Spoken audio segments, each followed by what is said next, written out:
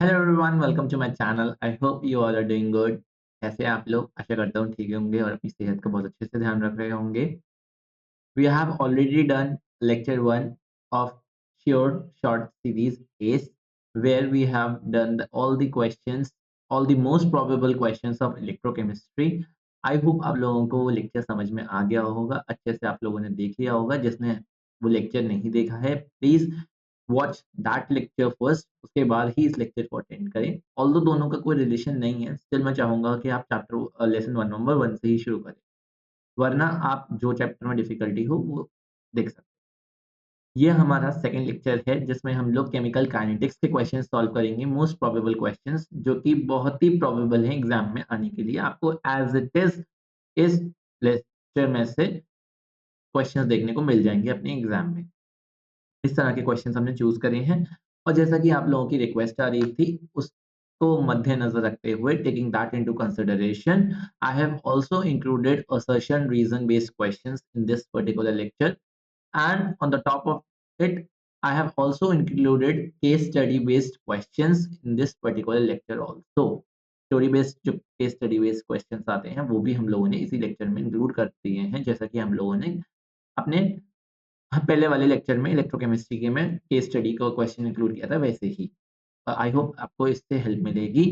चलिए लेक्चर को स्टार्ट कर लेते हैं बिना किसी देरी के। लेकिन उससे पहले अगर आप चैनल पर नए हैं तो चैनल को सब्सक्राइब कर लीजिए, वीडियो को लाइक कर दीजिए और अपने दोस्तों में शेयर कर लीजिए। टेलीग्राम ग्रुप पर अगर आप नहीं हैं तो कुछ दिनों के लिए टेलीग्राम डाउनलोड कर सकते हैं और जो हैं वो इस क्यूआर कोड को स्कैन करके टेलीग्राम ग्रुप को जॉइन कर लें, ताकि आपको सारी पीडीएफ्स और इन्फॉर्मेशन इस लेक्चर की और बाकी सारे लेक्चर्स की कन्वे हो सके। एंड अगर आप व्हाट्सएप पर जॉइन करना चाहते हैं तो आप व्हाट्सएप का क्यूआर कोड भी ले सकते हैं, इससे जॉइन कर सकते हैं आप व्हाट्सएप चैनल भी। बाकी ये सारे सोशल मीडिया हैंडल्स हैं, आप उन्हें भी जॉइन कर सकते हैं इफ यू वांट। लेकिन हर एक को टेलीग्राम जॉइन करना कंपल्सरी है, क्योंकि टेलीग्राम पर ही सिर्फ पीडीएफ शेयर होगी और कहीं किसी प्लेटफ़ॉर्म पर पीडीएफ शेयर करने का ऑप्शन नहीं होता, सिर्फ और सिर्फ टेलीग्राम पर ही है। तो इसलिए आई विल रिक्वेस्ट कि आप टेलीग्राम जॉइन कर लें अगर नहीं है तो, और अगर हैं तो इस क्यूआर कोड को स्कैन करके टेलीग्राम के ग्रुप पर जुड़ जाएँ। वहाँ सारी इन्फॉर्मेशन आपको कन्वे हो जाती है। इसके साथ-साथ आप यूट्यूब पे बेल आइकन को हिट कर सकते हैं, ताकि 30 मिनट पहले लेक्चर के आपको नोटिफ़िकेशन आ जाया करे और आपका कोई भी लेक्चर मिस ना हुआ करे। ओके, वेट कर लेते हैं 15-20 सेकंड्स, उसके बाद हम लोग अपने लेक्चर को स्टार्ट। चलिए, जल्दी-जल्दी जुड़ जाइए लेक्चर में। हम लोग फिर लेक्चर स्टार्ट करना है हमें। जो जॉइन होता जाए वो अपने अटेंडेंस लगाता जाए, अपने आप को प्रेज़ेंट मार्क करता जाए।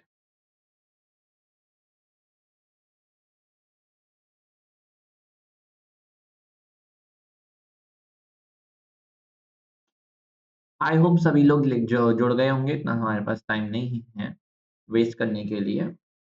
चलिए स्टार्ट करते हैं अपने क्वेश्चंस को। फर्स्ट क्वेश्चन से स्टार्ट करते हैं। This is a easy peasy question. एक लॉलीपॉप क्वेश्चन है, स्टार्टिंग का क्वेश्चन है, इसलिए आपको एनकरेज करने के लिए।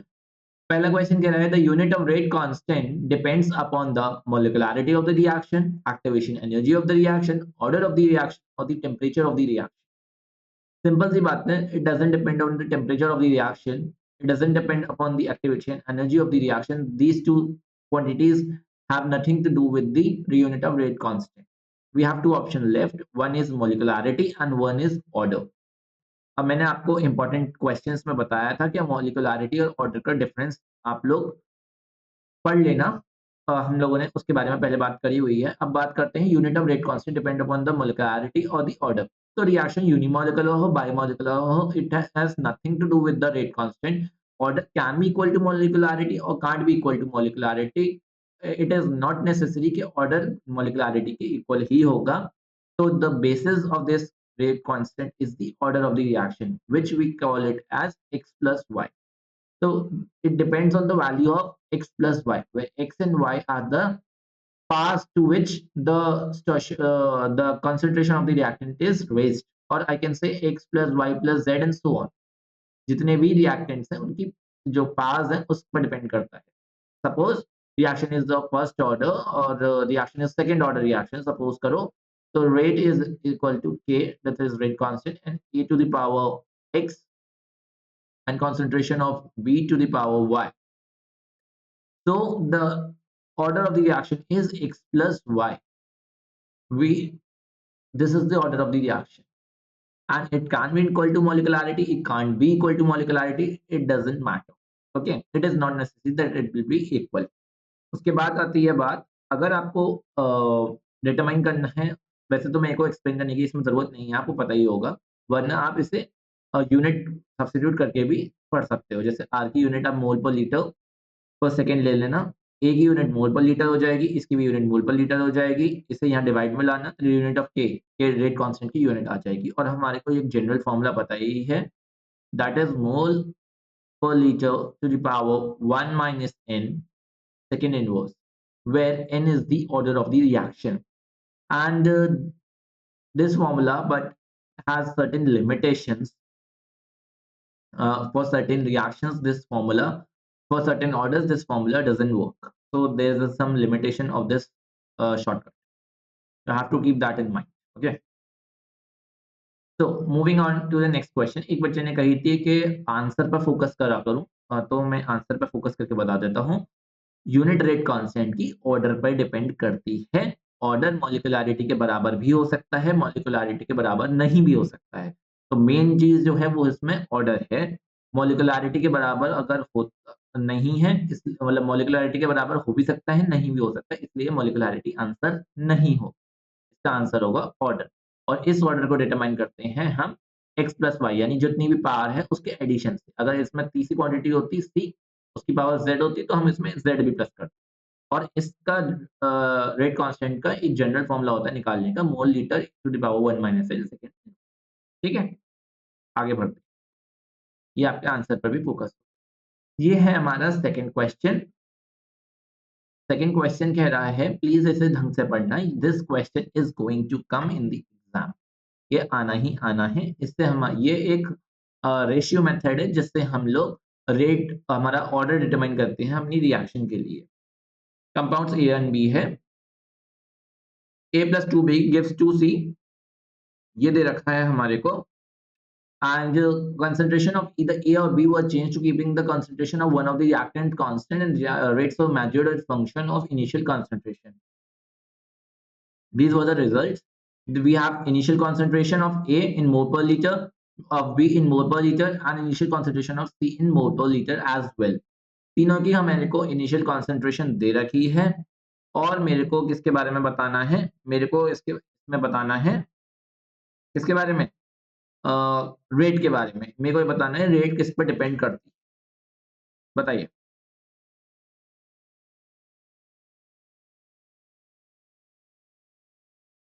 बताओ, शुरू करो।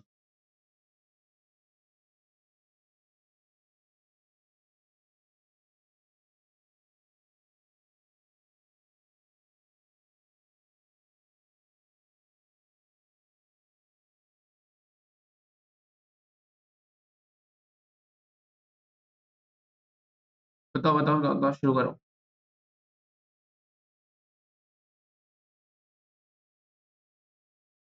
चलो स्टार्ट करें। ये 1 मिनट और ले लो सॉल्व करने के लिए, फिर मैं सॉल्व करूंगा।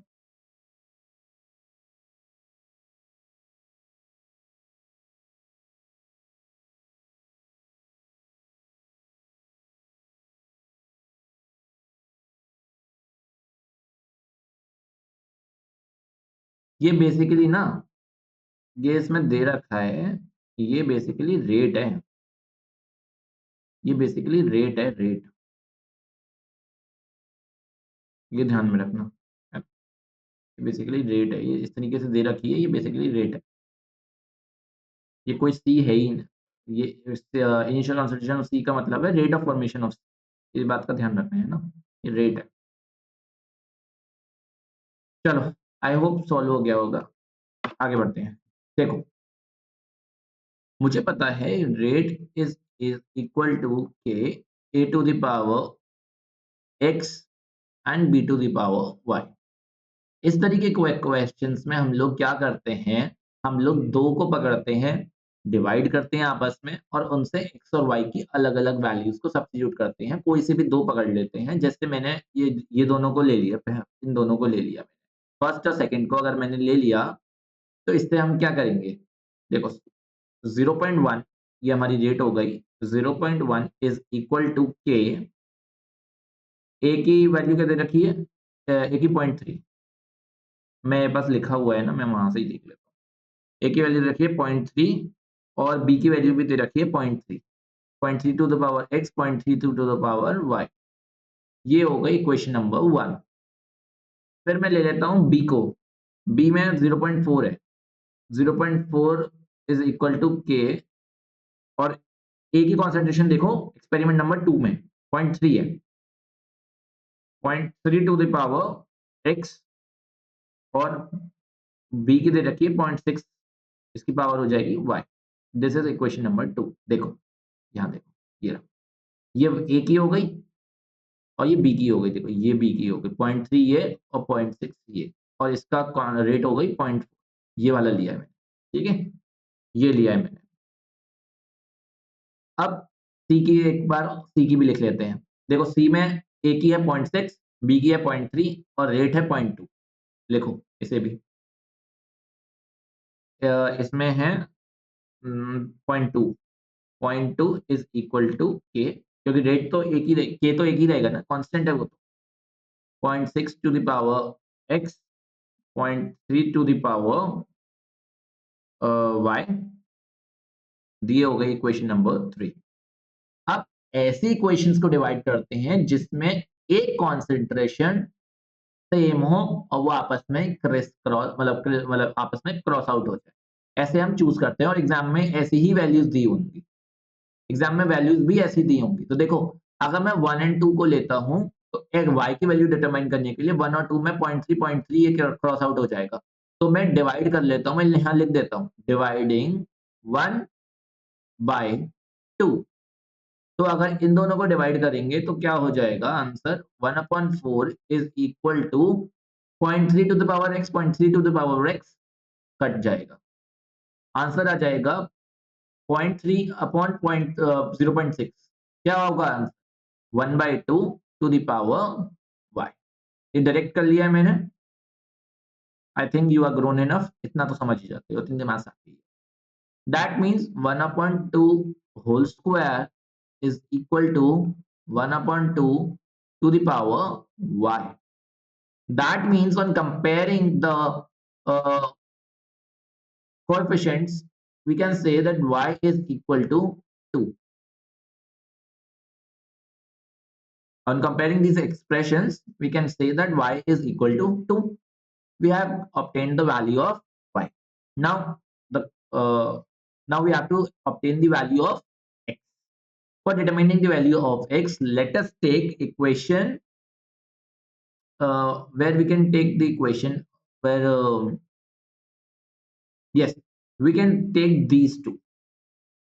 On taking 1 and 3 and dividing 1 by 3, on dividing 1 by 3, we are getting 1/2 is equal to 1/2 to the power x and 0.3 to the power y and 0.3 to the power y will cancel out. So on comparing them, we can say 1/2 as 1/2 to the power 1, we can say. So on comparing, we got the value of x is equal to 1. So substituting the value in equation 0, substituting the value of x and y in equation 0, we are getting rate as equal to k, a to the power x means a to the power 1 and b to the power 2 means rate is equal to k a b square. Going to the previous slides, we have rate is equal to KAB square. KAB square. This is the B. B will be the answer of this question. I hope ये बात clear हो गई होगी। I hope ये बात clear हो गई होगी, है ना? आई एम क्लियर। समझ में आ गई? समझ में आ गई तो थम्स अप कर लो। थम्स अप करके मेरे को बताओ कि समझ में आ गई आप। बहुत ही स्लो, बहुत ही स्लोली बता रहा हूँ। आई एक-एक स्टेप करके दिखा रहा हूँ। आई होप इसमें आपको कोई भी दिक्कत नहीं रही होगी, सब कुछ क्लियर होगा। I think I can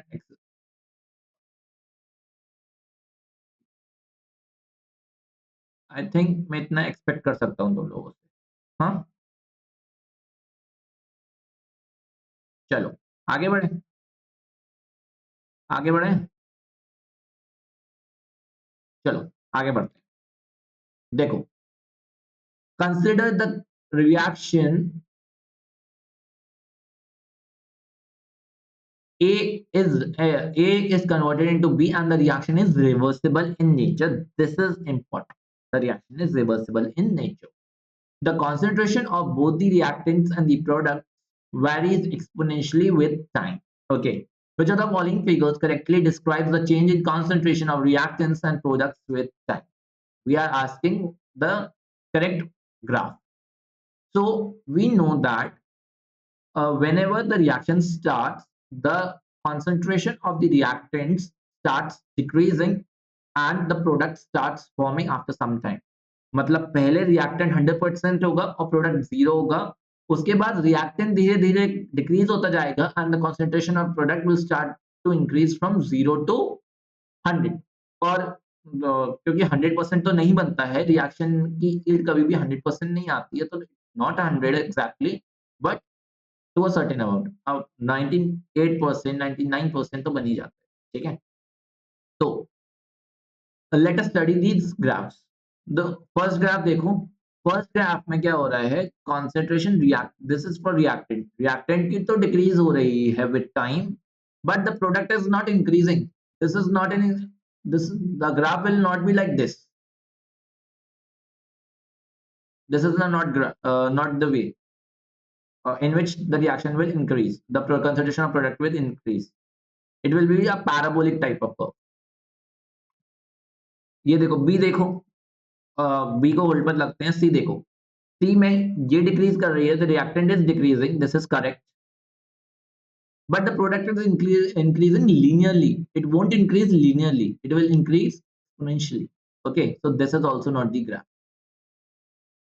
Now we have B and D, इन दोनों में देखते हैं। पहले तो यहाँ देखो, यहाँ पे कॉन्सेंट्रेशन रिएक्टेंट्स की डिक्रीज हो रही है, which is correct, and the concentration of products is increasing exponentially, this is also correct, so this will be the answer.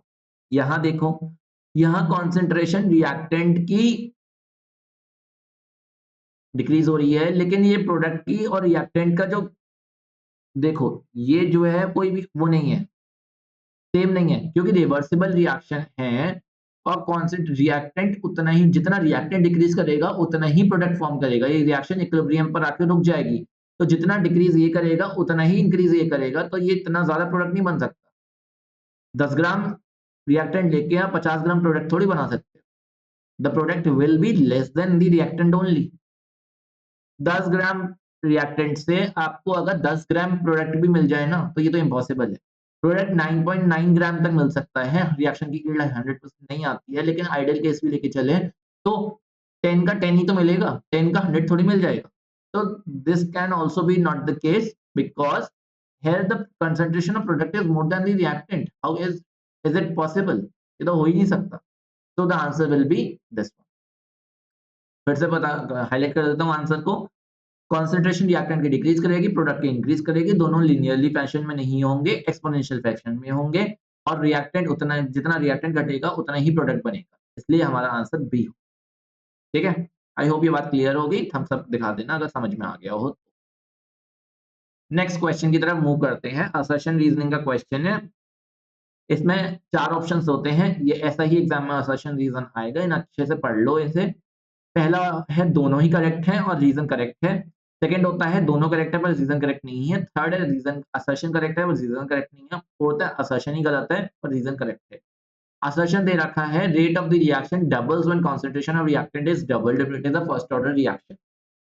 और रीजन दे रखा है रेट कांस्टेंट आल्सो डबल। बताओ एबीसीडी में से कौन सा ऑप्शन हो?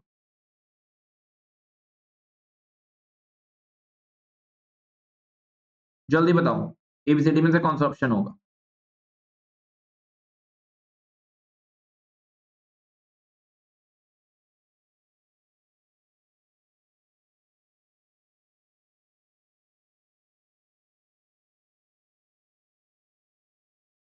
बताओ बताओ बताओ कौन सा ऑप्शन होगा?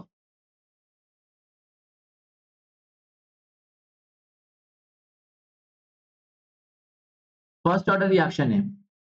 फर्स्ट ऑर्डर रिएक्शन का मतलब क्या होता है?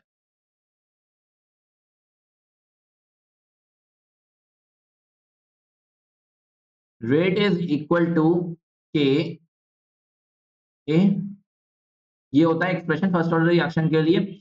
And when the concentration of the reactant is double, suppose I am taking it 2A, so the rate of the reaction doubles.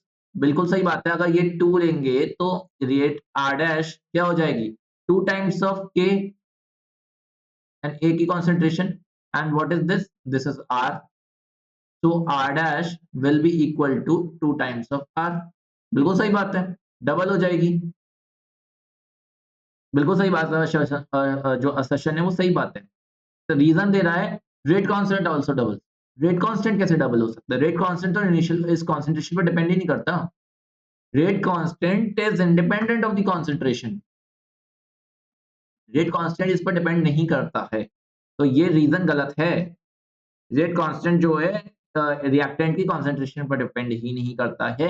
ये उस पार्ट का क्वेश्चन है जहां पे मैंने आपको मोस्ट इंपॉर्टेंट टॉपिक्स, जो कुछ नहीं किया वाली वीडियो थी, उसमें भी मैंने आपको ये टॉपिक बताया था कि factors affecting the rate constant. उसमें एक फैक्टर था कंसंट्रेशन, जिसमें बताया गया था क्लियरली कि रेट कांस्टेंट जो है वो कंसंट्रेशन ऑफ द रिएक्टेंट का फैक्टर है। तो ये फैक्टर के बेसिस पर ये क्वेश्चन, आई होप समझ में आ गया होगा। इसका आंसर हो जाएगा, असर्शन ही सही है, यानी आंसर हो जाएगा सी। आंसर है सी, क्योंकि सिर्फ असर्शन सही है, रेट डबल हो जाएगी अगर कंसंट्रेशन डबल हुई तो। पर रीजन करेक्ट नहीं है, क्योंकि रेट कांस्टेंट डिपेंड नहीं करता इनिशियल कंसंट्रेशन ऑफ रिएक्टेंट पे। आंसर है सी। आई होप इतना क्लियर है। मैं बिल्कुल अच्छे-अच्छे से बता रहा हूँ रेट और अब आंसर को, ताकि फिर ये ना कहो कि आंसर को ढंग से बताया नहीं। ठीक है? नेक्स्ट देखो, अगला क्वेश्चन दे रखा है, रिएक्शन दे रखी है डाइनाइट्रोजन पेंटाऑक्साइड की, और इसमें आपको नाइट्रोजन डाइऑक्साइड और O2 बनता हुआ दिख रहा है। रेट ऑफ फॉर्मेशन NO2 की दे रखी है, डिसअपीयरेंस ऑफ N2O5 की निकालो। आंसर बताओ जल्दी, मुझे निकालो, जल्दी बताओ। N2O5 की रिएक्शन दे रखी है, NO2 बन रहा है, रेट ऑफ फॉर्मेशन दे रखी है, डिसअपीयरेंस की रेट बताओ। फटाफट फटाफट फटाफट, प्लीज, फास्ट।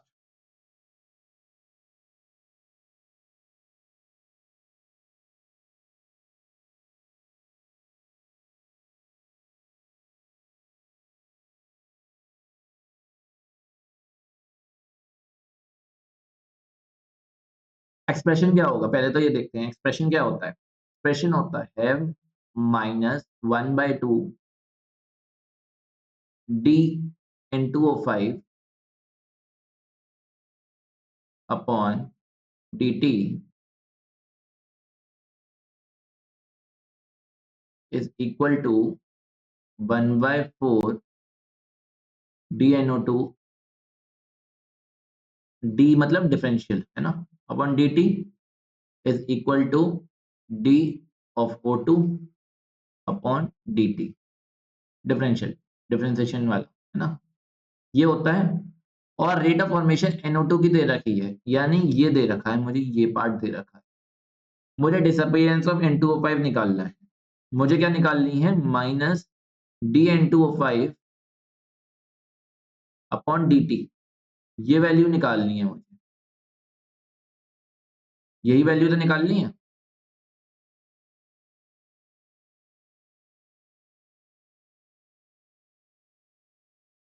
यही वैल्यू तो निकालनी है, क्यों?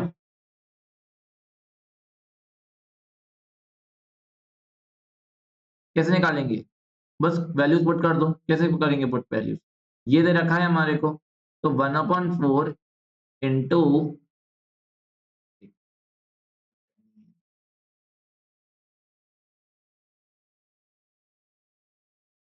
1/4 इंटू 2.8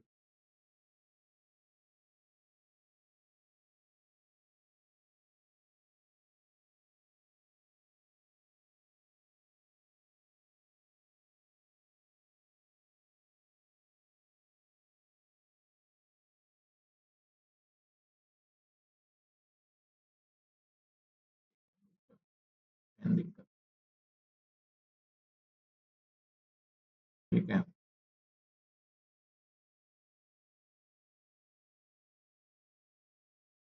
और इसमें 2 का मल्टीप्लिकेशन हो जाएगा यहाँ से, ये वाला 2 यहाँ चला जाएगा, ये 2 यहाँ चला जाएगा, क्रॉस मल्टीप्लिकेशन हो जाएगा।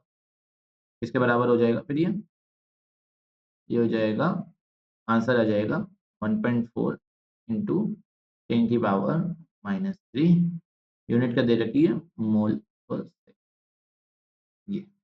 ये हो जाएगा आंसर। ये 2 इससे 2 टाइम्स और ये 2 से 1.4, ठीक है, ये हो जाएगा आंसर। आंसर में माइनस लगाएंगे नहीं क्योंकि ऑलरेडी हमारे को डिसअपियरेंस पूछा, डिसअपियरेंस का मतलब ही माइनस, ठीक है।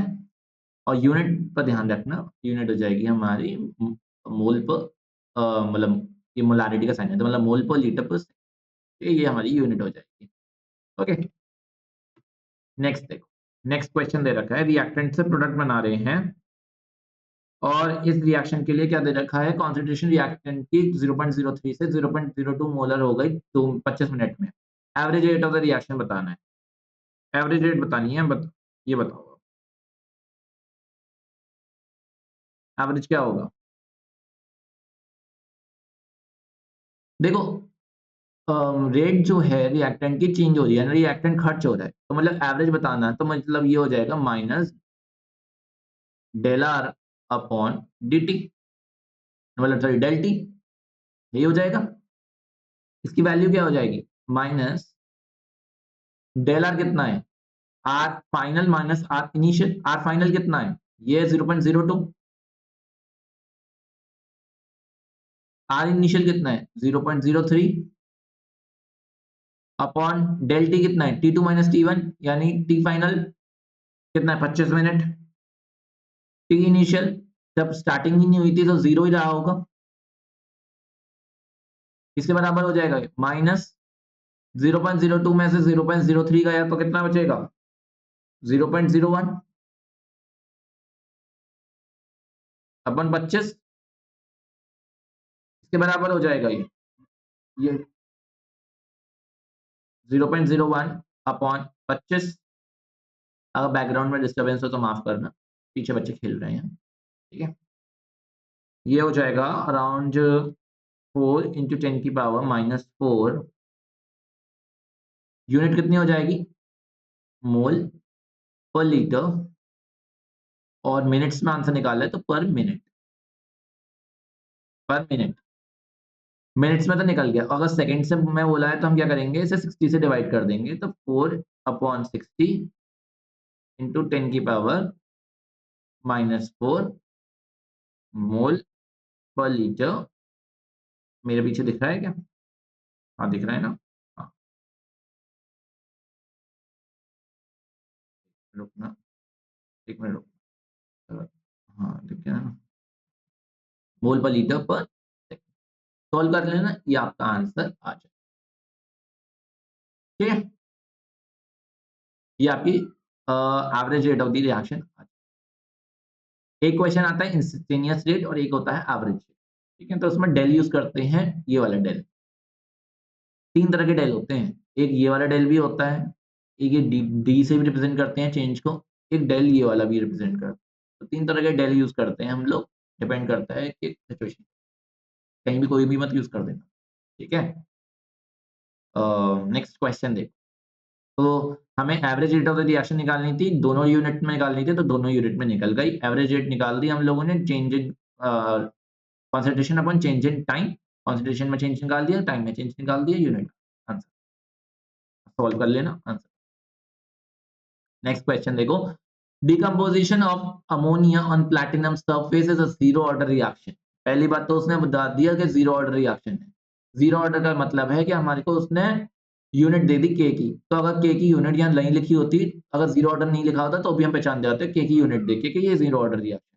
ठीक है, तो के की यूनिट अपने आप में ही डिटरमाइन कर देती है रिएक्शन का रेट, वो ऑर्डर क्या है। Rate of production of N2 और H2 क्या होगा, ये पूछा गया है हमसे। ट्राई कर रहे हो या मैं कराऊं, बताओ। ट्राई कर रहे हो या मैं कराऊं, बताओ बताओ बताओ, जल्दी बताओ।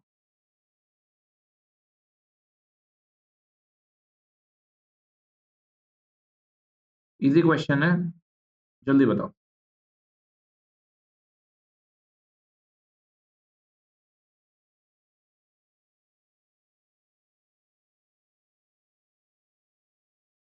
पहले तो हम रिएक्शन लिख लेते हैं, फिर देखते हैं। देखो हमें बताया है कि डिकम्पोजिशन हो रहा है NH3 का, तो ये तो हमने रिएक्शन हमेशा से पढ़ी हुई है कि एक रिवर्सिबल रिएक्शन होती है और ये N2 प्लस 3H2 देता है। ये दोनों गैसेस लिबरेट होती हैं इससे। ठीक है, ये होती है रिएक्शन, ये तो हमने हमेशा से पढ़ी है। तो इसका मतलब क्या है, -1/2 DNH3 upon GT is equal to DN2 upon DT is equal to 1/3 DH2 by DT। ये हो गए, इक्वेट कर देते हैं हम, ये तो पता ही है सबको। रेट ऑफ प्रोडक्शन पूछा हुआ, के की वैल्यू मेरे को दे रखी है। ठीक है, अब क्या करेंगे, सबसे पहले ये बताओ। रेट मुझे पता है, रेट किसके बराबर हो जाएगी। अगर रेट ऑफ द रिएक्शन की बात करें तो रेट होती है के एंड अमोनिया है ना, अमोनिया की कॉन्सेंट्रेशन की पावर 0 यानी 1। तो यानी रेट की वैल्यू जो वही होगी जो रेट कांस्टेंट की वैल्यू होगी, तो यानी रेट की वैल्यू आ गई 2.5 into 10 raise to the power -9 mole पर लीटर पर सेकंड। तो यानी रेट की वैल्यू वही हो गई जो रेट कांस्टेंट की वैल्यू है। रेट आ गई हमारे पास, रेट आ गई, ओवरऑल रेट आ गई। यानी -1.2 dNH3/dt की वैल्यू भी यही है, dN2/dt की वैल्यू भी यही है और 1/3 dH2/dt की वैल्यू भी यही है, पूरे की वैल्यू यही है। अब सिर्फ और सिर्फ उसकी पूछी गई है तो उसकी बतानी है मुझे। ठीक है, तो इस पार्ट को बोलूं तो ये वाला पार्ट भी इसके बराबर है, dN2/dt भी इसके बराबर है और 1/3 dH2/dt भी इसके बराबर ही है, तीनों इसके बराबर है। तो सेकंड पार्ट को अगर इसके बराबर इक्वेट करेंगे तो नाइट्रोजन के लिए तो रेट ऑफ प्रोडक्शन आ गया ये, तो पहले पार्ट का तो आंसर यही हो गया। I repeat, because all the three different parts are equal to the main rate of the reaction 2.5 into 10 raised to the power -9 mole per liter per second. Therefore, on comparing them individually, the value of dN2 by dt will also be equal to 2.5 into 10 to the power -9 mole per liter per second.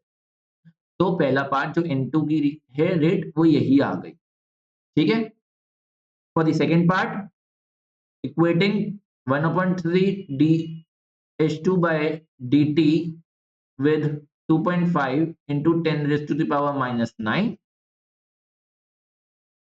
From here, we can say that the value of dH2 by dt will be equal to this 3 will be multiplied here. 3 into 10 की power 2.5 into 10 की power -9।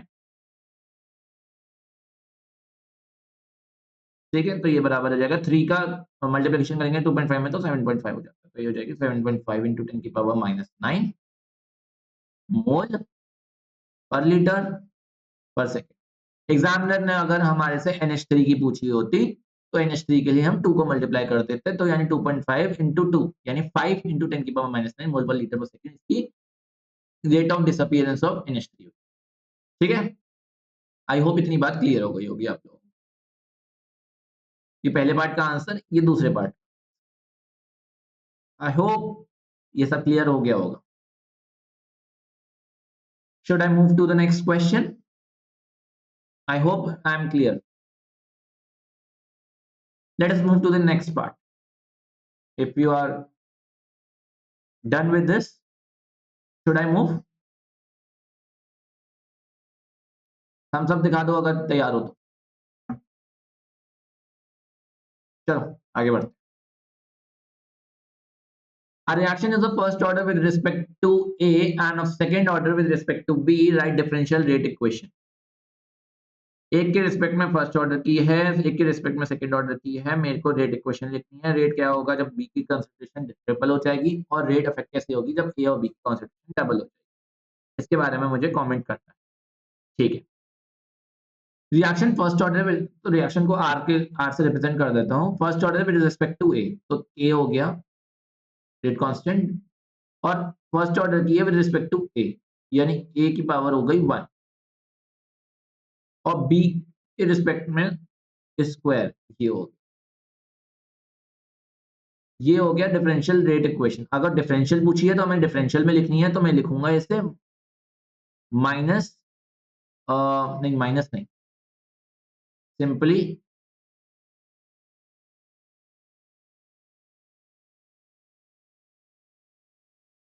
Simply लिखूंगा D R by D T is equal to K A B, where dr by dt is the rate of the reaction. Okay, पहला part का answer तो ये हो। Next part, how is the rate affected when the concentration of B is triple. so for second part, r dash will be equal to k, a we will have as it is, and concentration of b is triple, 3b whole square, this is equal to 3b का whole square करेंगे तो 9b square आ जाएगा, तो 9 times of a and b square, and this entire is equal to r. From here we can say, so r dash, this implies r dash will be equal to 9 times of r. So how is the rate affected? The rate will be 9 times the earlier rate, मतलब rate 9 गुना बढ़ जाएगा, ठीक है। Third part देखो, third part क्या कह रहा है, how is the rate affected when the concentration of a and b is double?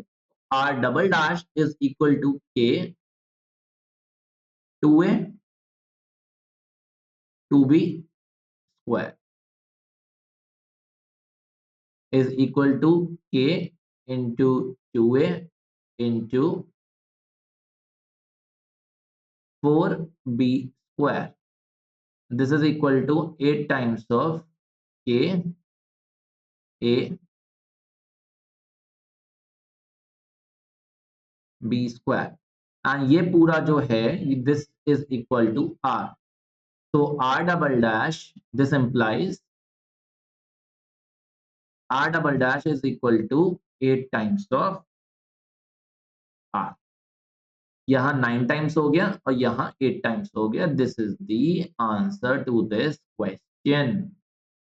I hope I am very clear, and किसी को भी कोई दिक्कत परेशानी समस्या नहीं होगी। I hope everything is crystal clear. Okay, अगर देख लिया है, समझ लिया है, कॉपी कर लिया है, आपका सब कुछ हो गया है, तो थम्स अप दिखाइए। आगे मूव करते हैं हम नेक्स्ट।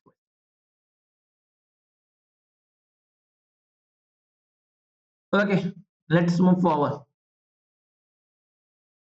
ये क्वेश्चन एग्जाम में काफी पॉपुलर क्वेश्चन है। इस तरह के क्वेश्चंस आते रहते हैं। इसमें क्या होगा, इसका आंसर बताइए। अच्छा क्वेश्चन है, एग्जाम में आता है। 50% कंप्लीट है तो बताओ 88 56% इतने में कंप्लीट होती है तो बताओ 87.5 कितने में होगी। मैंने सोचा कि 100% ही पूछ लेता हूँ, 100% कितने में होगी।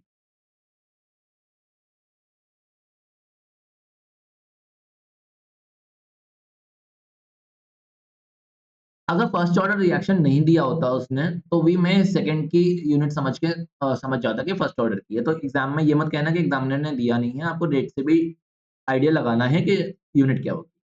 So 50% is completed in 1.26 into 10 की पावर 14 seconds।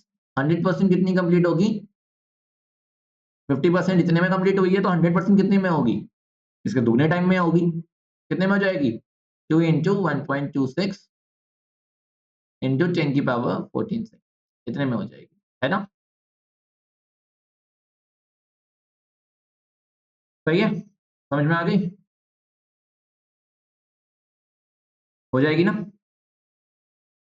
इतनी सबके दिमाग में, सबका दिमाग बंद हो चुका है, किसी की भी बुद्धि चल नहीं रही है। अरे बच्चों, बालिकों, दोस्तों, भाइयों, बहनों, ये नहीं होगा। जिसने भी ये लिखा है, कुंभ का टाइम चल रहा है, पूछ जाओ।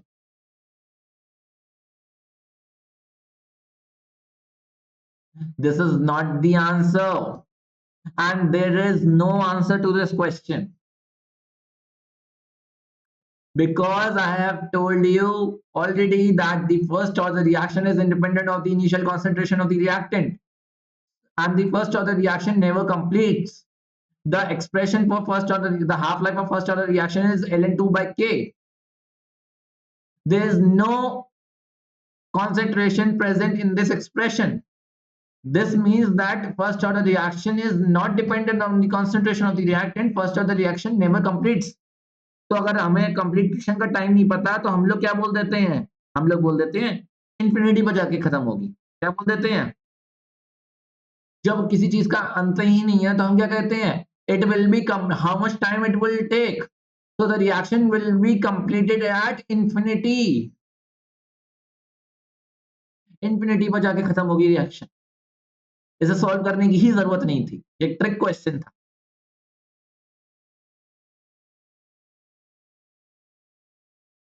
आई होप ये बात समझ में आ गई होगी।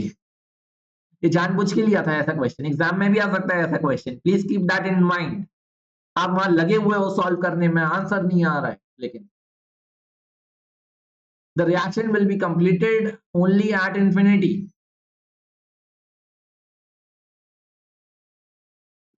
Moving to the next question. I hope सब लोग अटेंटिव रहेंगे अब इसके बाद। नेक्स्ट देखो, असर्शन और रीजन दे रखा है, ऑलरेडी मैंने आपको ऑप्शंस दिखा दिए थे। फर्स्ट ऑप्शन है दोनों करेक्ट है और रीजन सही है, सेकंड ऑप्शन है दोनों करेक्ट है पर रीजन सही नहीं है, थर्ड ऑप्शन है असर्शन सही है रीजन गलत है, फोर्थ होता है असर्शन गलत है पर रीजन सही है। चार ऑप्शन होते हैं एबीसीडी, इसका आंसर बताओ और मुझे एबीसीडी के फॉर्म में आंसर करो। मैं लिख देता हूं, पहला है दोनों सही, दूसरा है पहला सही दोनों सही बट जो है रीजन गलत है, तीसरा है पहला सही दूसरा गलत, और चौथा है पहला गलत और दूसरा सही। एबीसीडी के फॉर्म में मेरे को आंसर दो इसका, जल्दी करो जल्दी।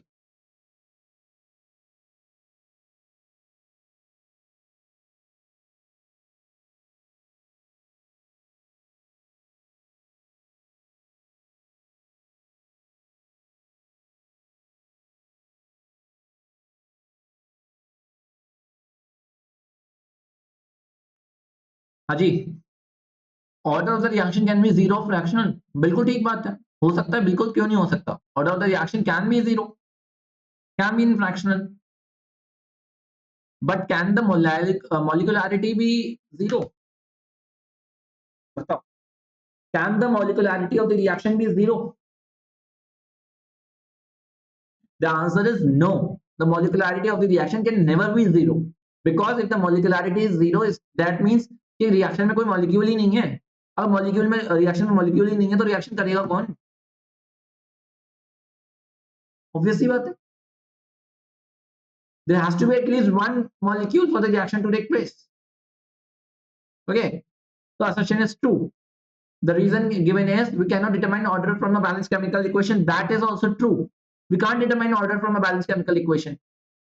और रिएक्शन लिखने से कुछ नहीं होता, ऑर्डर का पता नहीं चलता। ऐसे में कोई सी भी रिएक्शन दे दूंगा तो आपको ऑर्डर से नहीं पता चल जाएगा। बट क्या ये रीजन इसे जस्टिफाई कर रहा है इस असर्शन को? बैलेंस केमिकल इक्वेशन और ऑर्डर के बीच में इसका एक्सप्लेनेशन क्या है? This is not the explanation. तो असर्शन एंड आंसर होगा सी, सॉरी सी नहीं, आंसर होगा B, that assertion is true, reason is also true but the explanation is not correct. Order of the reaction जो है वो sum of the parts of the जो है reactants x plus Y, जो मैंने हमने पहले क्वेश्चन में किया था, उससे डिटरमाइन होता है हमारा ऑर्डर ऑफ द रिएक्शन। ना कि बैलेंस केमिकल इक्वेशन से। ठीक है, नेक्स्ट देखो, define order of the reaction, predict the order of the reaction in the given graphs where R naught is the initial concentration of the reactant and T half is the half life। पहली बात तो order of the reaction क्या होता है, अभी अभी बताया, sum of the parts of the reactants उसके सम के बराबर होता है, raise to the power of the rate according to the rate law, जो भी होता है x प्लस y के बराबर होता है, वो तो मैंने बता दिया। ग्राफ दे रखे हैं हमारे को, अब मुझे बताना है कि हाफ और आर नॉट का ग्राफ है, मुझे बताना है इनका ऑर्डर क्या होगा। ऑर्डर बताओ जल्दी, जल्दी जल्दी ऑर्डर बताओ इनका, ऑर्डर क्या होगा। अच्छा क्वेश्चन है, बताओ बताओ।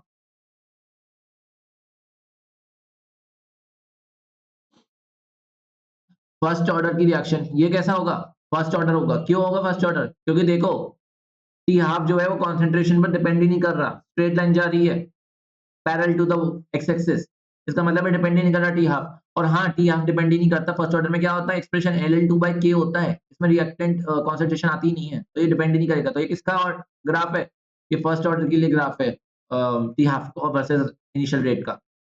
सेकंड ग्राफ किसका है, टी हाफ और आर नॉट के बीच में, ये है जीरो ऑर्डर का ग्राफ, जीरो ऑर्डर का ग्राफ है। क्यों, क्योंकि जीरो ऑर्डर के टी हाफ के एक्सप्रेशन में आर नॉट ऊपर आता है, आर नॉट ऊपर आता है उस एक्सप्रेशन में, डायरेक्टली प्रोपोर्शनल है आर नॉट के। तो इसका आंसर क्या होगा, ये फर्स्ट ऑर्डर और ये जीरो ऑर्डर। सेकंड ऑर्डर के में कैसा आएगा, सेकंड ऑर्डर के में ऐसा आएगा। क्यों, क्योंकि वहां inversely proportional to R naught हो जाता है। ठीक है, आई होप इतनी बात समझ में आ गई होगी।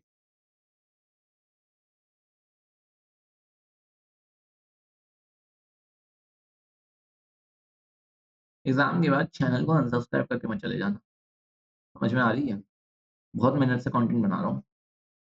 और आगे तुम्हारे सीयूईटी या कोई भी एग्जाम दोगे आगे, जहाँ भी केमिस्ट्री इन्वॉल्व होगी, सब में चैनल काम आएगा। केमिस्ट्री से बिल्कुल ही नाता तोड़ दोगे 12वीं के बाद तो बात अलग है, लेकिन यूपीएससी तक काम आ जाएगा तुम्हारे, यहाँ उसकी भी केमिस्ट्री करा दूंगा, सही बता रहा हूँ। चलो नेक्स्ट देखो, for certain chemical reaction variation concentration में ए के कॉन्सेंट्रेशन और टाइम में रेट, मतलब क्या कहते हैं, रेट वर्सेस टाइम का ग्राफ दे रखा है और उल्टा ग्राफ आ रहा है, ऑर्डर बताना है इस रिएक्शन, बताओ। ए नॉट वर्सेस टाइम का ग्राफ है और ऑर्डर बताना है रिएक्शन, बताओ बताओ जल्दी बताओ। ये मैं बता देता हूँ, सबसे पहले तो रेट हो गई, रेट इज इक्वल टू के, अगर जीरो ऑर्डर है तो रेट इज इक्वल टू के, यानी dA/dt बराबर हो जाएगा के, यानी dA बराबर होता है जीरो ऑर्डर में k dt। Integrating both sides, zero to a0 to at, and here we have t0 to t is equal to t. Integrating both sides, we have at minus a naught as equal to k t. That means at is equal to a naught plus kt. If we compare it with the equation of a straight line, y is equal to mx plus c. So this is y, k is the slope is the m, time is the x, and the intercept here is a naught. So this point here, this is a naught intercept, and this is the graph between a and t, and we are getting the graph is at minus a naught is equal to kt। ठीक है, तो इसका graph हमारा plot हो जाएगा इस तरीके से। अच्छा जी, ये हो जाएगा ग्राफ। एक मिनट, मैंने कुछ गलती करी है क्या, have I done some mistake? Yeah, I have done some mistake. Nobody pointed it out। भैया रेट तो डिक्रीज होगी ना, माइनस dA/dt होगा ना, माइनस आएगा यहाँ पे, तो ये माइनस यहाँ पहुंच जाएगा, तो ये माइनस यहाँ आ जाएगा, तो ये ए नॉट माइनस के टी होगा। Done this mistake. तो ये इसका स्लोप हो जाएगा, स्लोप की वैल्यू क्या हो जाएगी, स्लोप की वैल्यू हो जाएगी माइनस के होगा स्लोप की वैल्यू, या स्लोप तो ऑलरेडी नेगेटिव है तो अगर m की वैल्यू लिखोगे तो माइनस की हो जाएगी। ये हमारा ग्राफ हो गया, इंटरसेप्ट आ गए, predict the order of the reaction, तो जीरो ऑर्डर से सेटिस्फाई हो गई रिएक्शन, तो this is zero order reaction. Slope क्या रिप्रेजेंट करता है, रेट कांस्टेंट को, स्लोप रिप्रेजेंट कर रहा है k को, इंटरसेप्ट कैसे डिपेंड करता है, a नॉट यानी इनिशियल रेट को रिप्रेजेंट कर रहा है, ठीक है। और what is the unit of rate constant के, जीरो ऑर्डर के लिए क्या कांस्टेंट की रेट कांस्टेंट की क्या वैल्यू होगी, तो मुझे पता है कि रेट कांस्टेंट की वैल्यू क्या होगी, या तो तुम ऐसे निकाल लो डिवाइड करके, या फॉर्मूले से निकाल लो। फॉर्मूला क्या होता है, मोल पर लीटर की पावर 1 माइनस एन पर सेकेंड।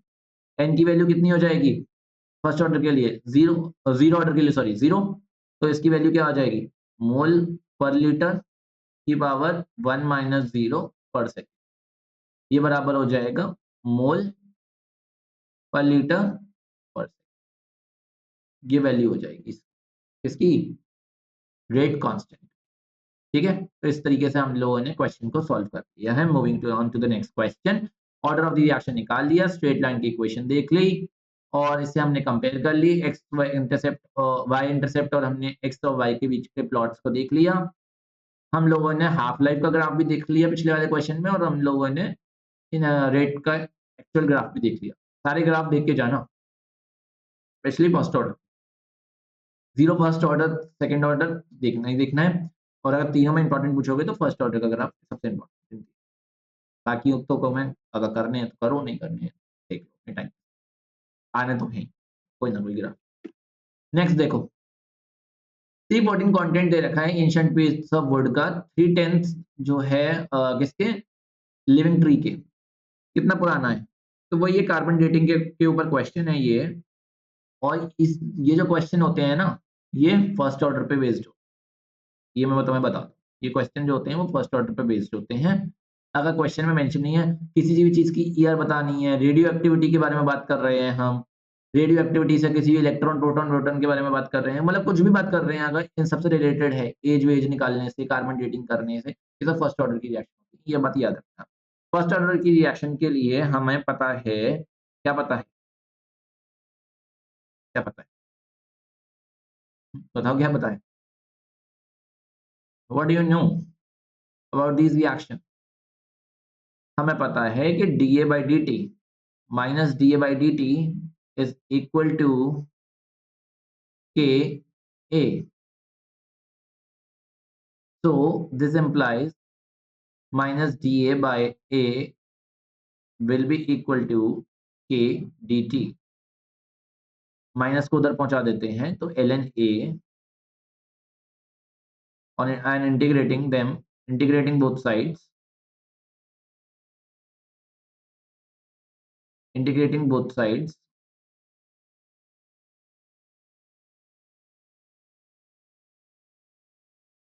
A naught से AT is equal to minus K T.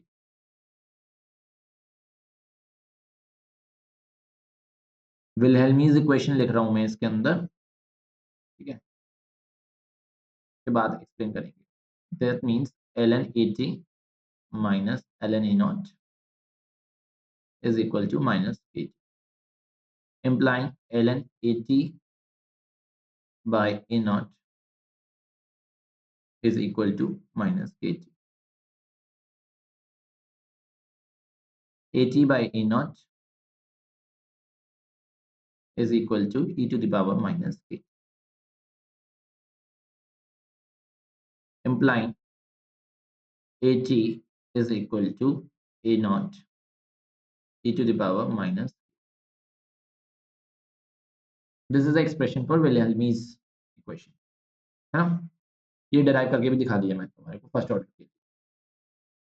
Requirement बिल्कुल भी नहीं है, सीधे एक्सप्रेशन लिखना है, एग्जाम में सॉल्व करना है, लेकिन मेरे को लगा कि बेस से बताना चाहिए, एक बार रिवीजन हो जाएगा सबका, तो मैंने रिवीजन कराने के लिए बेस से बता दिया, बिल्कुल आपको जरूरत नहीं है करने की, ठीक है।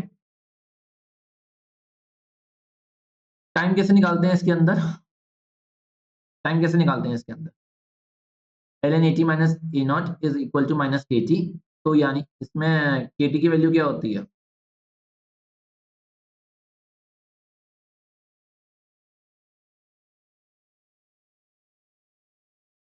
ln a naught minus ln at is equal to K T. तो हमें t निकालना है, तो t की वैल्यू कितनी हो जाएगी 1/k ln a naught by at, ये हो जाएगी।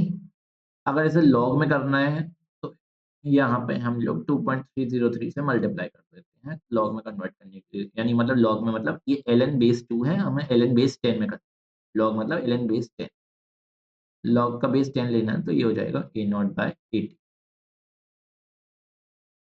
हमें एग्जाम में शुरुआत करनी है इस एक्सप्रेशन, ये तब तो मैंने वर्किंग दिखाई है।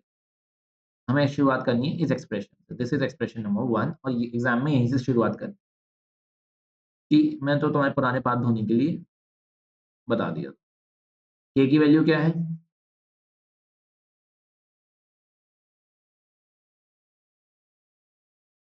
k की वैल्यू क्या है? हाफ लाइफ दे रखी है, तो ये हो जाएगा टी हाफ। टी हाफ क्या होता है? ln 2 बाई के। ln 2 बाई के होता है। तो k की वैल्यू कितनी हो गई? अरे हाँ, एक गलती कर दी मैंने। हाफ लाइफ दे रखी है और फर्स्ट ऑर्डर रिएक्शन है, तो k की जगह सब्स्टिट्यूट कर देंगे ln 2 यानी 0.693 अपन T half. T half, T half कितना दे रखा है? 5730, ये दे रखा है into log A naught. A naught कितना था?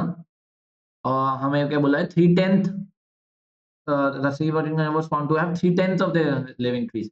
3/10 हो गया, इसका मतलब क्या है कि 10 है और अब 3 ही बचा है। 3/10 हो गया, 7/10 गया, तो यहाँ 80 मतलब जो बचा है 10 था, 3 रहेंगे। इसका मतलब ये 3/10, या फिर यहाँ क्या लिखते हैं? A naught upon A naught minus 7/10 A naught, तो उससे यही आना था, तो मैंने डायरेक्टली लिख दिया। सॉल्व कर लेना इसे, log 10 और log 3 ये सब वैल्यूज दे रखी हैं यहाँ पे, इसे सॉल्व कर लेना, इसका आंसर आ जाएगा 9957 ईयर। ये आंसर है, मैंने वेरीफाई नहीं किया है, एक बार सॉल्व करके मुझे आंसर बता। Okay, I am moving on to the next question. Next question कह रहा है फर्स्ट ऑर्डर के लिए टाइम फॉर 99% जो है वो ट्वाइस है टाइम फॉर 90%, ये प्रूव करना है। कैसे करेंगे बताओ? 99% के लिए जो टाइम है वो ट्वाइस है 90% के टाइम्स। फर्स्ट ऑर्डर का मैंने अभी आपको वर्किंग दिखा दी है। टाइम क्या होता है? 1/k ln A naught upon A naught minus x, तो यानी ए नॉट, और 99% कंप्लीट है यानी 1% रह गई है, यानी 1% यानी ए नॉट अपॉन 100। इसका मतलब यही तो है, 99% कंप्लीट है। और नीचे क्या लिखते हैं? देखो पिछले पेज पर देखो, नीचे क्या लिखते हैं यहाँ पे? 80 मतलब बचा हुआ कितना है? तो 99% कंप्लीट है, तो मतलब कितने बची है? ए नॉट में से ए नॉट बाय 100 बची है, तो यहाँ नीचे ए नॉट, ऊपर आ गया 100। ए नॉट से ए नॉट कैंसिल आउट हो जाएगा, तो time, time for 99%, this is time for 99%, ये किसके बराबर हो गया? ln 100 यानी 2 ln 10 यानी 2.303 इंटू अपॉन के इंटू ln log 100। log 100 का मतलब कितना है? 2 log 10, log 10 1 हो गया, यानी इतना आ जाएगा। ये टी है, ये है टी 99%। Equation number 1। और टी 90% कितना होगा?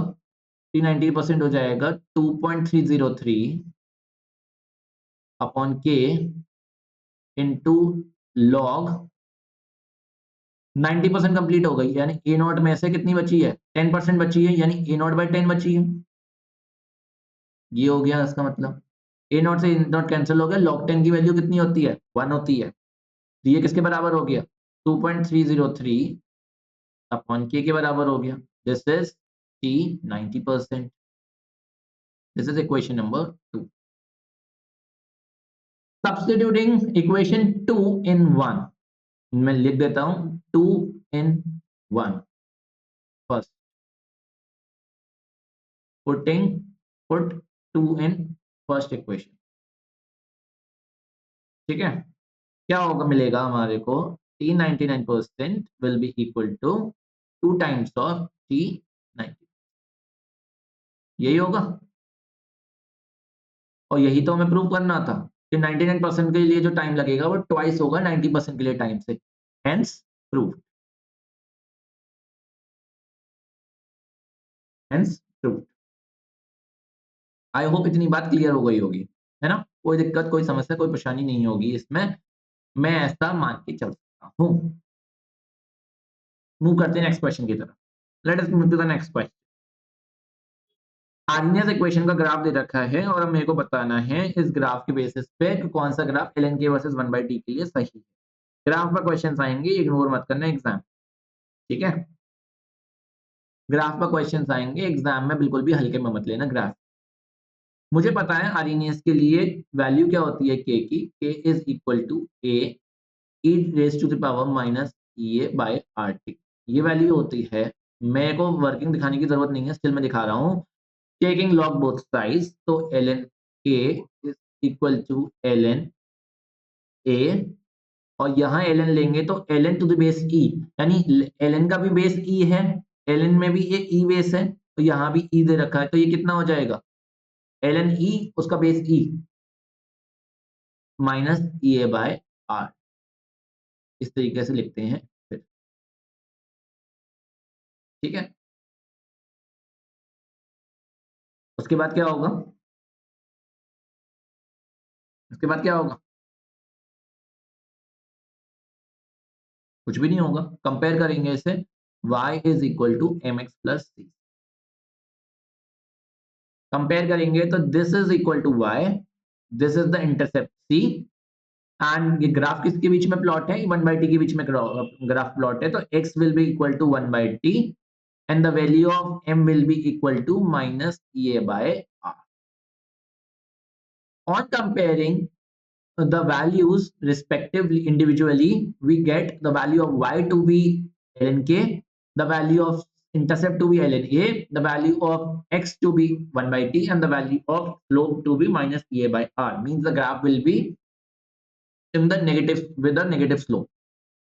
So अगर मुझे सही आंसर डिटरमाइन करना है तो ये भी नेगेटिव स्लोप नहीं है, ये भी नेगेटिव स्लोप नहीं है, ये भी नेगेटिव स्लोप नहीं है. आंसर तो यही आ गया बिना दिमाग लगाए. नेगेटिव स्लोप का ग्राफ मिलेगा, minus E A by R आ रहा है, तो स्लोप नेगेटिव होगा, स्लोप नेगेटिव इसी में. अगर वैसे दिमाग लगा के करोगे तो ये ग्राफ हो नहीं सकता, ये ग्राफ भी नहीं है, और ये ग्राफ भी नहीं है. वैसे तो उसी से पता चल रहा है नेगेटिव स्लोप. अगर नेगेटिव के भी अलग अलग तरीके से दे रखे होते तो हमें पता चल जाता कि ये वाला ग्राफ यही होगा, इस एक्सेस को भी काटेगा और इस एक्सेस को भी कट कर रहा है, तो ये हो गया आपका इंटरसेप्ट. अगर ये हवा में होता तो वो वाला ग्राफ भी गलत हो जाता, क्योंकि इसमें इंटरसेप्ट बनना ही बनना है. ऐसा नहीं हो सकता कि इंटरसेप्ट ना हो. ठीक है, ऐसा नहीं हो सकता कि इस ग्राफ का इंटरसेप्ट ना हो. ये ग्राफ अगर कोई एग्जाम में ग्राफ दे रखा होता है ऐसा, तो ये ग्राफ को हम गलत कर देते, क्योंकि इसमें इंटरसेप्ट नहीं था. ठीक है, तो अगर नेगेटिव में ही ग्राफ दे कंपेयर करा लेता, तो अगर इस तरह का ग्राफ दे रहा होता तो हम इसे कैंसिल आउट कर लेते और इसे सिलेक्ट कर लेते. तो अगेन आंसर पर फोकस करना है, तो मैं आंसर पर फोकस करके बता देता हूँ. हमने इक्वेशन लिखी, दोनों साइड लॉग लिया, लॉग लेने के बाद हमने y equal to mx plus c से कंपेयर किया, और उसके बाद हम इस कंक्लूजन पर पहुंचे कि इंटरसेप्ट जो हो जाएगा वो इसका ln a हो जाएगा. ये है आर्नियस फैक्टर या फिर फ्रीक्वेंसी फैक्टर, और ये 1/t के बीच में ग्राफ प्लॉट हो रहा है, और इसका जो स्लोप हो जाएगा वो स्लोप है e a by r. Minus इसलिए नहीं लिखेंगे क्योंकि ग्राफ ऑलरेडी नेगेटिव में है, तो माइनस का मतलब तो ऑलरेडी इससे अंडर. ठीक है, एग्जाम में इसमें न्यूमेरिकल भी आ सकता है, और न्यूमेरिकल से इसमें कोई भी चीज निकलवा सकता है, इस बात का ध्यान. अगला मैंने टॉपिक ले रखा है, पिक कर रखा है आपके लिए, एक्टिवेशन एनर्जी का. हम लोगों ने ऑर्डर के बारे में कंपेयर, ऑर्डर पे क्वेश्चंस कर लिए, रेडियो एक्टिविटी डिके वाले क्वेश्चंस कर लिए. उसके बाद हम लोगों ने कौन से क्वेश्चंस कर लिए, आरएनएस फैक्टर पे क्वेश्चंस कर लिए. अगला टॉपिक आपका आता है एक्टिवेशन एनर्जी, एक्सोथर्मिक एंडोथर्मिक के बारे में, इस पर क्वेश्चन लाया हूं. उसके बाद ना मत करना, उस पर भी क्वेश्चंस लाया हूँ मैं, कोलिजन थ्योरी पे भी क्वेश्चंस, डोंट वरी। अगर श्योर शॉट है तो मतलब इसमें सब कुछ इंक्लूडेड है, प्लीज डोंट वरी। ओके, चलो नेक्स्ट क्वेश्चन की तरफ मूव करते हैं। क्वेश्चन पढ़ो। Consider the following figure and mark the correct option. Activation energy of forward is E1 plus E2 and the product is less stable than reactant. Forward की E1 plus E2 है, product is more stable. Forward और backward की E1 plus E2 है, activation energy backward की E1 है, product more stable है। अच्छे से पढ़ो, 1 मिनट लो और मेरा आंसर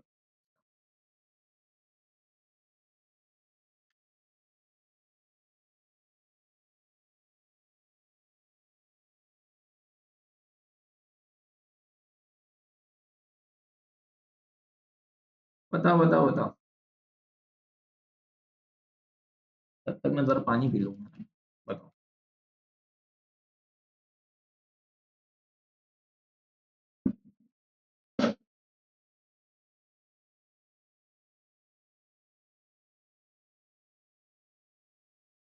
हाँ जी, आंसर नहीं आ रहा, बताओ जल्दी।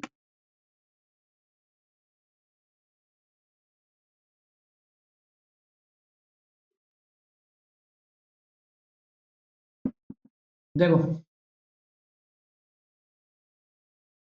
एक्टिवेशन एनर्जी के बारे में ये कहना होता है कि एक्टिवेशन एनर्जी जो होती है वो सम होती है फॉरवर्ड बैकवर्ड दोनों का। तो एक्टिवेशन एनर्जी जो है वो E1 प्लस E2 ही होगी। ठीक है, यही होगी एक्टिवेशन एनर्जी। तो ये गलत हो गया, ये गलत हो गया। E1 plus E2, E1 plus E2, E1 plus E2। ठीक है, सही बात, इतना है। अब आगे देखते हैं। जिसकी एक्टिवेशन एनर्जी कम होती है वो प्रोडक्ट ज्यादा स्टेबल होता है, क्योंकि जैसे कम एक्टिवेशन एनर्जी कम लगी, मतलब जो एक्टिवेशन एनर्जी कम है मतलब उसमें वो स्टेबल पोजीशन पे। एक्टिवेशन एनर्जी ज्यादा मतलब उसे बैरियर क्रॉस करने में ज्यादा समय लगेगा रिएक्टेंट को प्रोडक्ट बनाने में। तो जितने lower the activation energy faster will be the reaction. ठीक है, ये वाली बात होती है। तो अगर फॉरवर्ड रिएक्शन की E1 प्लस E2 है, बिल्कुल सही बात है, प्रोडक्ट लेस स्टेबल है than the reactant. Activation energy forward की E1 प्लस E2 है, बिल्कुल सही बात है, फॉरवर्ड की E1 प्लस B2 है। अब प्रोडक्ट लेस स्टेबल है रिएक्टेंट से। हाँ, रिएक्टेंट जो है वो ज्यादा स्टेबल है, प्रोडक्ट कम स्टेबल है। देखो, प्रोडक्ट कम स्टेबल है, प्रोडक्ट की एक्टिवेशन एनर्जी ज्यादा है, जबकि रिएक्टेंट के लिए देखो, रिएक्टेंट के लिए क्या होगा,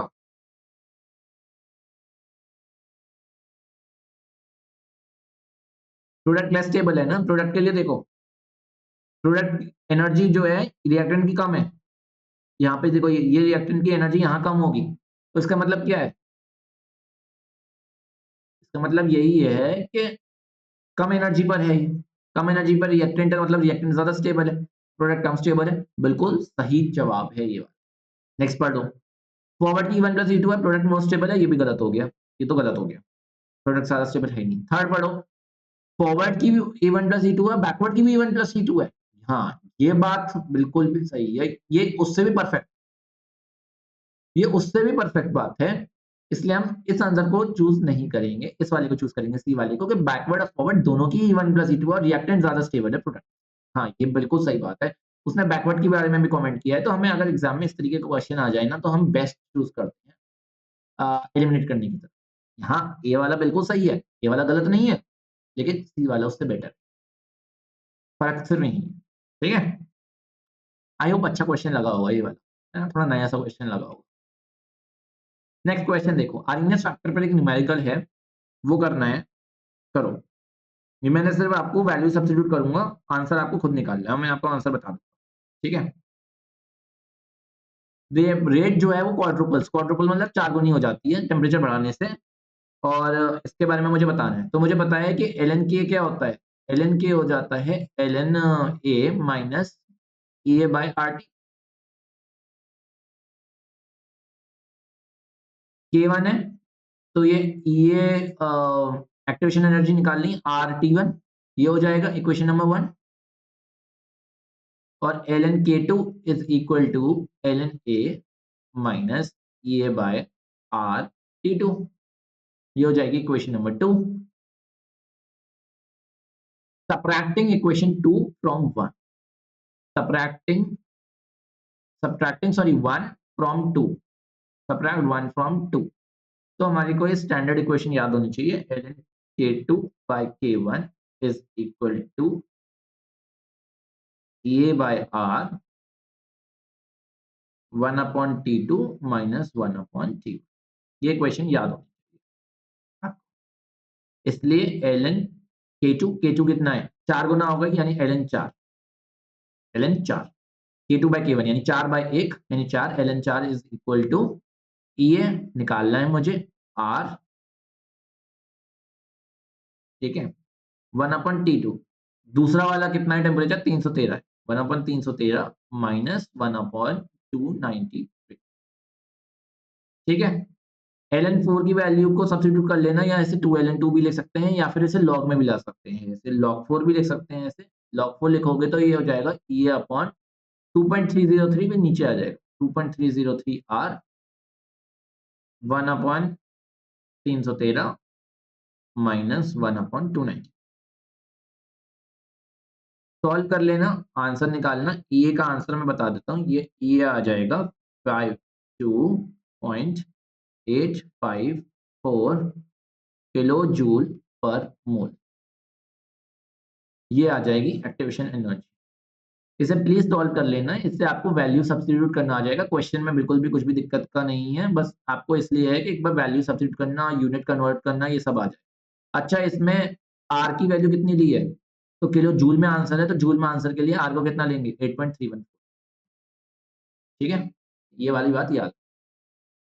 नेक्स्ट क्वेश्चन की तरफ मूव करते हैं। सॉल्व कर लेना है इसे, इसमें कुछ भी मेरे बताने का नहीं था, इसलिए मैं टाइम वेस्ट नहीं करता। सब लोग कुर्सी की पेटी बांध लें, टेक अ डीप ब्रेथ, डरना मत। अब आने वाला है आपके लिए एक केस स्टडी क्वेश्चन। ये क्वेश्चन सिर्फ डराने के लिए है, इसमें कुछ भी नहीं है। It is very very very easy question. It is just ये डराने के लिए है क्वेश्चन, फिर बच्चे को डर जाए, बच्चा डर जाए, इसके लिए होता है ये, और कुछ भी नहीं है इसके अंदर। पढ़ो इसे और आंसर दो मुझे। एक पेपर में से ले लिया, लैडलर एक किताब आती है, लैडलर एक फिजिकल केमिस्ट्री की बहुत ही फेमस किताब है, वर्ल्ड लेवल की। लैडलर किताब आती है, उसके अंदर का ये केमिकल काइनेटिक्स के लिए मतलब एक बेस्ट किताब मानी जाती है केमिकल काइनेटिक्स की, लैडलर। तो उसमें से एक क्वेश्चन है कि Laidler, K J and Glasstone, rate order and molecularity in chemical kinetics, journal of chemical education. एक जर्नल है, रिसर्च पेपर है ये। उसके पेज नंबर 383 में से ये एक फैक्ट निकाला हुआ है, इसे पढ़ो। कोई भी डरेगा नहीं, सेशन छोड़ के भागेगा नहीं। गहरी सांसें लो, पढ़ो, 1 मिनट दो इसे और पढ़ो इसे। कुछ भी नहीं है इसमें, पढ़ो। मैंने तो पढ़ा भी नहीं है, तो मुझे पता है कि इसके अंदर कुछ निकलेगा ही नहीं। जो आंसर क्वेश्चन पूछेगा वो मुझे पहले ही से याद है। तब फिर भी पढ़ लो, तो मैं भी पढ़ूँ। रेट ऑफ द रिएक्शन, जैसे हम वेलोसिटी और स्पीड भी कहते हैं, वो कॉन्सेंट्रेशन के रिलेशन टू द कॉन्सेंट्रेशन के उसमें डिपेंड करती है। स्पीशीज को ऐसे चूज किया जाए जिसकी concentration C at time T DC by D T हो। कॉन्सेंट्रेशन प्रोडक्ट की D X by D T हो जाएगी। गैस के लिए लेजिटिमेट रिक्वायर्ड यूनिट्स ये रहेंगी। ऑर्डर जो है डिपेंड करेगा रेट ऑफ कॉन्सेंट्रेशन और रिएक्टिंग स्पीशीज पर, बिल्कुल सही बात है। रेट एक्सपेरिमेंटली फाउंड हुई, ए एक्स पावर कॉन्सेंट्रेशन ए है, बी की पावर है, ये मतलब वही कह रहा है कि प्रोडक्ट की जो जो रेट होती है वो minus DC by D T होती है। मैंने आपको D R by D T के फॉर्म में बताया था, बिल्कुल सबको बताया। फॉर्मेशन प्रोडक्ट की D X by D T होती है, ये सबको पता ही था। उसके बाद वो कह रहा है कि अगर रिएक्शन की रेट लिखनी होती है तो हम लोग ए और बी में, जो मैंने एक्स और वाई बताया था उन्हें, वो ए और बी लिख के बता रहा है कि हम एथ पावर को bth पावर पर लिख सकते हैं, और टोटल ऑर्डर जो हो जाएगा वो उनके एडिशन के बराबर हो जाएगा, where n is equal to a plus B and so on. वही मैंने बताया था, X plus Y and so on, वही उसके बराबर बता रहा है। और रेट को के सी ए की पावर ए और सी ए की पावर बी, इस तरीके से लिख सकते हैं, मतलब कॉन्सेंट्रेशन दोनों की आपस में टू द पावर ए और टू द पावर बी तरीके से हम लिख सकते हैं। और यही बस इसमें यही बात बताई गई है। सिंपली मतलब केमिकल एनालिसिस का जो बेस है वो इस एक्सट्रैक्ट में बताया जा रहा है, इसमें कुछ भी डरने वाला, ठीक है, तो सिर्फ डराने के लिए था। चलो, अब मुद्दा आता है क्वेश्चंस करने का। क्वेश्चंस करते हैं, मुद्दा आता है क्वेश्चंस करने का। क्वेश्चंस पढ़ लो। पहला क्वेश्चन है असर्शन रीजनिंग पे। असर्शन रीजनिंग पे क्वेश्चन दिया हुआ है और आपको ये करना है, ठीक है।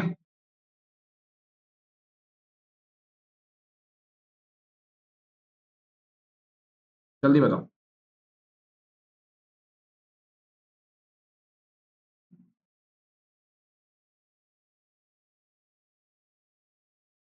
ठीक है, पढ़ लिया? चलो, पहला क्वेश्चन देखो। रेट ऑफ द रिएक्शन एक मेजर होता है concentration change in concentration of reactant with respect to time. बिल्कुल सही बात है। रेट ऑफ द रिएक्शन जो होती है वो मेजर होता है कॉन्सेंट्रेशन चेंज में with time. Minus dx by dt में dr by dt या dc by dt, पता ही है, तो बिल्कुल सही बात है। रेट ऑफ द रिएक्शन एक मेजर होता है change in concentration of product with respect to time. ये बात भी बिल्कुल सही है। रेट ऑफ द रिएक्शन हम प्रोडक्ट के रिस्पेक्ट में भी बोल सकते हैं और रिएक्टेंट के रिस्पेक्ट में बोल सकते हैं। बस प्रोडक्ट के रिस्पेक्ट में बोलेंगे तो माइनस डीसी बाई डी कर देंगे, क्योंकि वो प्रोडक्ट घट रहा है। और लेकिन अगर प्रोडक्ट के रिस्पेक्ट में बोलेंगे तो डीपी बाई डी कर देंगे, क्योंकि प्रोडक्ट इंक्रीज होता है with time, है ना? इसके लिए डिक्रीज करेंगे और इसके लिए इंक्रीज कर देंगे। सिंपल, बिल्कुल सही बात है दोनों। और इन दोनों का आपस में क्या रिलेशन? ये रीजन तो कुछ नहीं हुआ इसका, तो इसका आंसर क्या हो जाएगा? इसका आंसर हो जाएगा दोनों सही हैं पर रीजन करेक्ट नहीं है। इसका आंसर क्या हो जाएगा? इसका आंसर हो जाएगा बी। दोनों सही हैं पर रीजन करेक्ट नहीं है। अरे भाई, इसका रीजन क्या हुआ है? ये तो कोई रीजन नहीं। इन दोनों का आपस में कोई रिलेशन नहीं है। दो आंखें हैं हमारी और हमारा नाक एक ही है, इसका क्या रीजन? कोई रीजन नहीं है। सेकंड क्वेश्चन देखो। के की यूनिट इंडिपेंडेंट होती है ऑर्डर के, और रीजन है यूनिट ऑफ के जो है मोल पर लीटर पर सेकेंड है। बताओ क्या है वो होगा इसका आंसर? के की यूनिट जो होती है वो इंडिपेंडेंट है।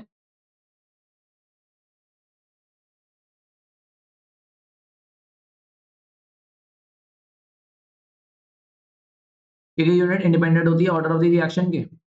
बिल्कुल गलत बात है। भैया ऑर्डर से ही तो निकालते हैं के की यूनिट, और किससे निकालते हैं? ऑर्डर जो x प्लस वाई आता है उसी से तो निकालते हैं। मोल पर लीटर की पावर 1 माइनस एन पर सेकंड होता है, उसमें एन की वैल्यू में सब्स्टिट्यूट करते हैं तभी तो आंसर आता है हमारा, वरना आंसर ही नहीं आएगा। पहला असर्शन ही गलत हो गया। के की यूनिट मोल पर लीटर पर सेकंड होती है, ये तो बिल्कुल ही गलत है। हमेशा थोड़ी मोल पर लीटर पर सेकंड होगी, ये तो जीरो ऑर्डर के लिए होगी। अगर जीरो ऑर्डर नहीं होगा तो होगी तो थोड़ी होगी। क्या कहते हैं के की यूनिट फर्स्ट ऑर्डर ले लो तो पर सेकंड होती है फर्स्ट ऑर्डर में। तो असर्शन और रीजन दोनों ही गलत है, आंसर हो जाएगा डी। असर्शन रीजन दोनों ही गलत है और जो है दोनों ही गलत है। आंसर हो जाएगा ये डी वाला। Assertion is wrong statement and जी। एक मिनट, कुछ गलती हो गई, कुछ गलती हो गई, गलती हो गई, गलती। असर्शन रॉन्ग है बट रीजन नहीं नहीं नहीं, इसमें कुछ गलती है। एक मिनट रुको। यूनिट ऑफ के इज मोल। नहीं, अगर इसे इस तरीके के रिस्पेक्ट में ले लो तो इसे सही मान लो। वैसे तो ये गलत नहीं, गलत है, लेकिन अगर ऑप्शन में हमें कुछ चूज करना है तो इसे सही मान लो। यहाँ के की यूनिट मोल पर लीटर पर सेकंड होती है। अगर इसने यहाँ दे रखा होता कि इज ऑलवेज मोल पर इज ओनली मोल पर लीटर पर सेकंड, तो ये गलत बात होती। के की यूनिट मोल पर लीटर पर सेकंड तो होती ही होती है। मोल पर लीटर पर सेकंड तो के की यूनिट होती ही होती है, जीरो ऑर्डर के लिए होती है। लेकिन अगर यहाँ ओनली वर्ड लगा होता तो फिर आंसर गलत। ठीक है, तो अगर ऑप्शंस के अकॉर्डिंग चूज करना है, देखो मैं होता तो मैं ऐसा एग्जाम में क्वेश्चन देता नहीं। लेकिन अगर एग्जामिनर ऐसा क्वेश्चन दे रहा है तो फिर आंसर ये हो जाएगा, क्योंकि ये बहुत वेग आंसर है कि यूनिट ऑफ के मोल पर लीटर पर सेकंड हाँ होती है लेकिन हर के लिए नहीं होती। तो इस तरीके का सोच के आप आंसर लगा सकते हो डी। ये असर्शन गलत है पर रीजन सही। नेक्स्ट देखो। और ये खत्म हो गए। चलो, खत्म भी हो गए। ये लास्ट था, मेरे को पता ही नहीं चली ये लास्ट। तो यही था आपका सेशन। सेशन पसंद आया हो तो लाइक करना, दोस्तों के संग शेयर करना, और चैनल पर नए हो तो चैनल को सब्सक्राइब कर लेना, बेल आइकन को हिट कर देना ताकि आपके पास 30 मिनट्स पहले नोटिफिकेशन आ जाए करे और आपको कोई भी लेक्चर मिस ना हो।